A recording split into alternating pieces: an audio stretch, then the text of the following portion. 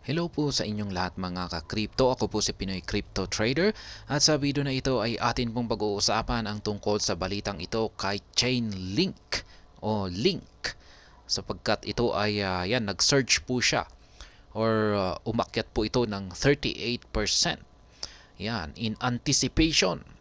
Yan, yung marami pong nag-anticipate dito sa staking, yan sa releasing ng version 2 na staking nito.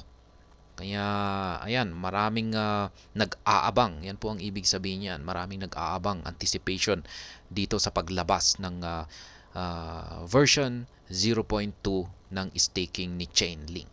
Kaya dahil po dyan ay umakyat po ito ng 38%. Yan, kaya ang tanong dito ay kaya niya kayang umabot or umakyat sa presyong $15. Yan. Achievable kaya ito? Kayang-kaya kaya ito ni Chainlink? At ayan po ang ating pag-uusapan sa balita na ito. Pero bago po tayo magpatuloy, ay nais ko po munang bigyang linaw ang aking disclaimer kung saan ang nilalaman po ng video na ito ay hindi po ito isang financial advice. For education and information purposes lamang po ang layunin nito. Maliban po dito ay nais ko na rin pong magbigay babala na wala pong kahit anumang group chat ang Pinoy Crypto Trader.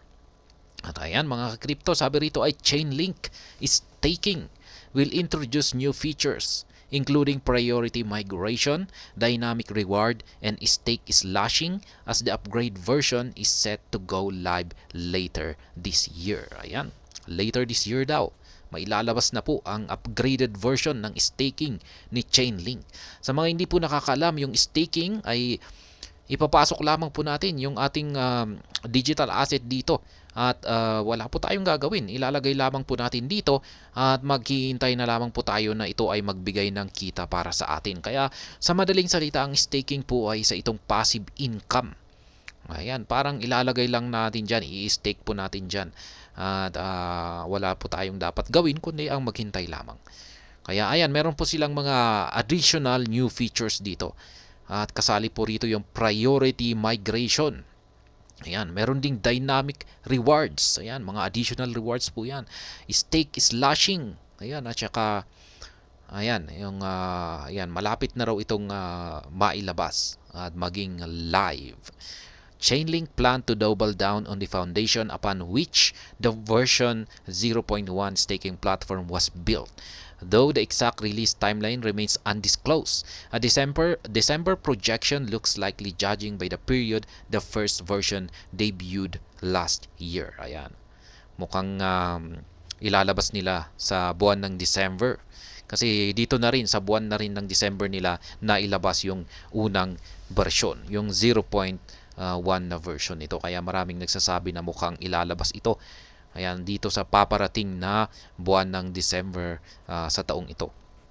Ayan, pero hindi pa rin natin alam kasi ayaw po talaga nilang ipagbigay alam. Ayaw po nilang yan, remains undisclosed. Yan, ayaw po nilang ipagbigay alam sa lahat.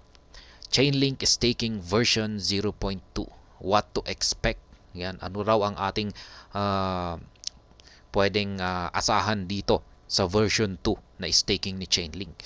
As detailed by Chainlink Community Ambassador on X, the new Chainlink staking will introduce the unbundling mechanism, liquid rewards, stake slashing, modular architecture, dynamic rewards, and priority migration. Yan po yung mga features ng version 0.2 na staking ni Chainlink. Yan, ang dami po. Kaya mukhang maganda. Yan is launching later this year, built upon the foundation set by version 0.1 release last December.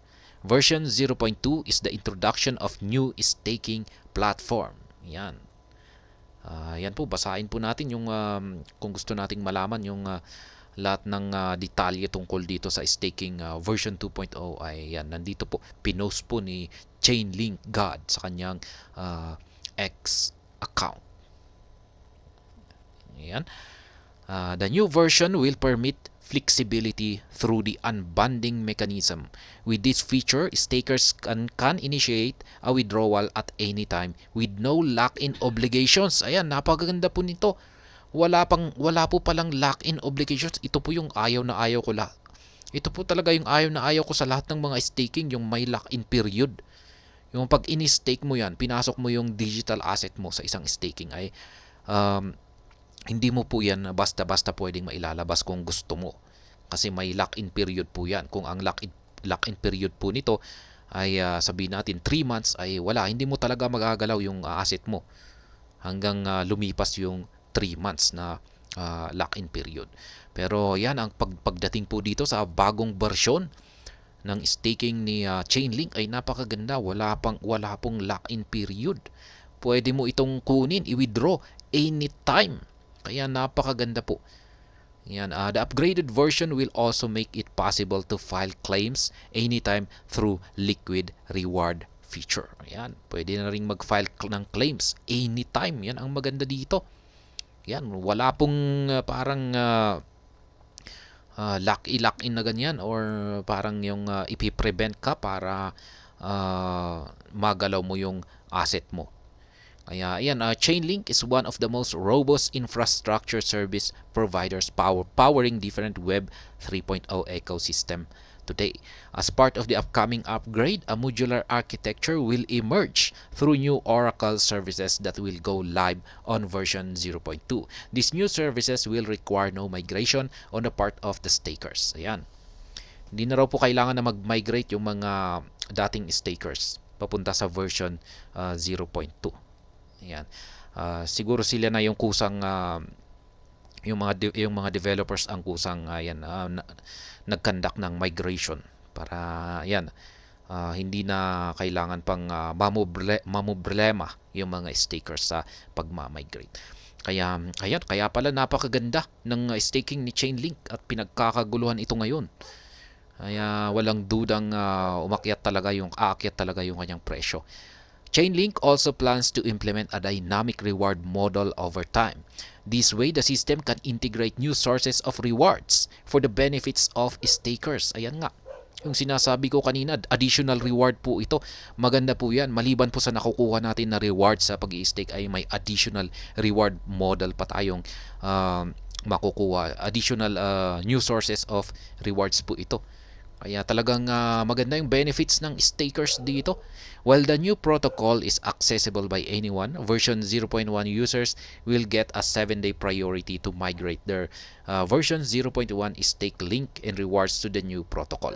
Ayan, kailangan po palang mag-migrate yung mga users ng 0.1 na users. Ayan. Mali po pala yung sinabi ko kanina na yung mga developers ang kusang mismong magmamigrate para sa kanila. Kailangan po pala na mismo yung mga users ng version 0.1 ang siyang gagawa ng migration. Sila po yung magmamigrate. Yan, kailangan po nilang ilipat yung kanilang mga naka-stake na link yan, sa bagong protocol. Yan, at yung mga yan, meron naman po silang makukuha na priority. Ayan, meron silang makukuha na 7-day priority to migrate their version 01 stake link and rewards sa bagong version, sa version 0.2. Kaya, ayan, may priority naman po sila. Ayan, mabibigyan po sila ng priority.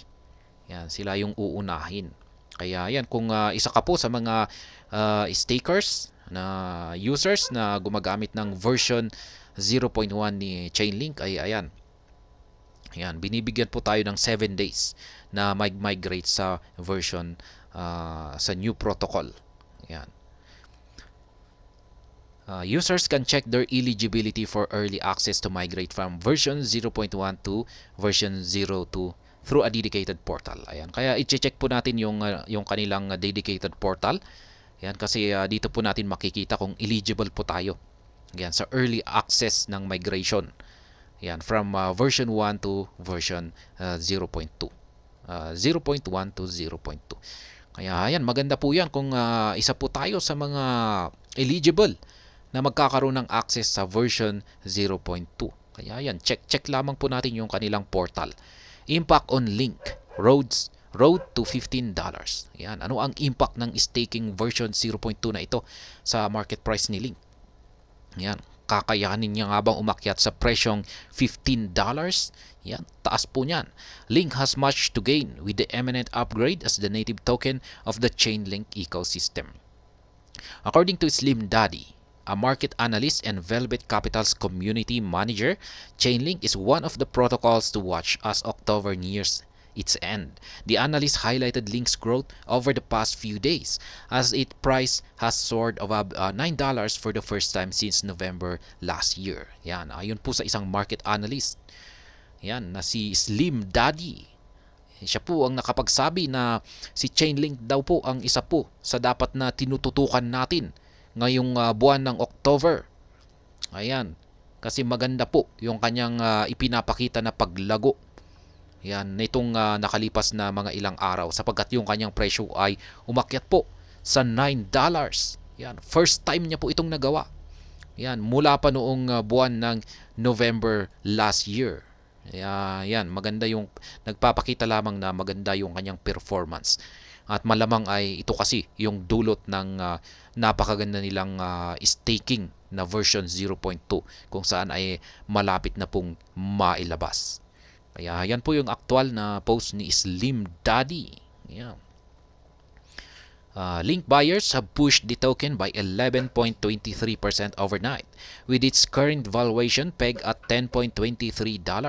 The token remains one of the best performing altcoin over the past week, where its price has soared by more than 34.87% as backed by 7.18% jump in volume to 1. Ayan, ang laki po niyan. 1.3 billion po yan. $1.3 billion yung kanyang trading volume. Ayan. Drawing on its active address count and overall outlook, Link bulls are nursing an ambitious push for a potential $15 target in the mid to long term. The last time Link saw the $15 price was in April 2022. Ayan. Marami raw pong mga bullish, mga buyers, mga investors ng Link ang gustong pataisin o itulak ang presyo ni Link papunta sa $15 na price target. Yan, yung $15 na price target na po ito ay nahit po ito ni Link noong nakalipas na taong 2022. Yan, noong buwan ng April, yan, or Abril. Kaya ayan, mukhang kakayanin po talaga yan. Sa tingin ko ay mukhang kakayanin po yan, yung $15 na yan.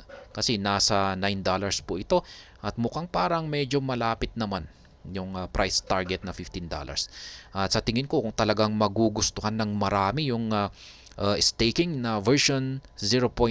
Yan, kung marami talagang magkakagusto niyan at maraming mag-i-stake dyan, ay yan, magkakaroon ng demand ang Link. At syempre yan yung magpapataas at sa tingin ko possible po na mahit niya ang $15 or baka higit pa yan. Kasi base naman po sa nakikita ko sa mga bagong features ng staking ni Chainlink na ito ay maganda po. Yan, gaya nga ng sinabi ko kanina, yung wala siyang lock-in period. Yan, napakaganda po yan. Diyan po talaga ako na yung parang nadi-disappoint sa ibang mga stakings na may lock-in period. Kaya yan. Ngayon dito ay yan na po, wala siyang lock-in period. Kaya yan, maliban diyan ay meron pa silang ibibigay na ibang mga rewards. Hindi lamang po sa pag-i-stake, meron ding mga additional sources na para magbigay sila ng rewards. Kaya napakaganda po. Kaya mukhang maraming magkakagusto nito sa tingin ko lamang sa aking sariling opinion. Lalong-lalo na yung mga mahihilig diyan sa mga passive income. Yan na yung ilalagay lamang nila yung kanilang digital assets sa staking ay yan, naghihintay na lamang sila na kumita ito. Yan, nang walang ginagawa. Ayan, yan po ang passive income. Kaya yan, kung possible po na ganyan na maraming magkakagusto nito, ay posibleng mahit ni Chainlink ang market price na $15. At ayan, hanggang dito na lamang po tayo sa video na ito. Sana po ay inyong nagustuhan ang aking paliwanag dito. Kung inyo po itong nagustuhan ay pakiclick lamang po ang like button nito. Para naman po sa mga bago lamang dito, kayo po ay aking inaanyayahan para mag-subscribe.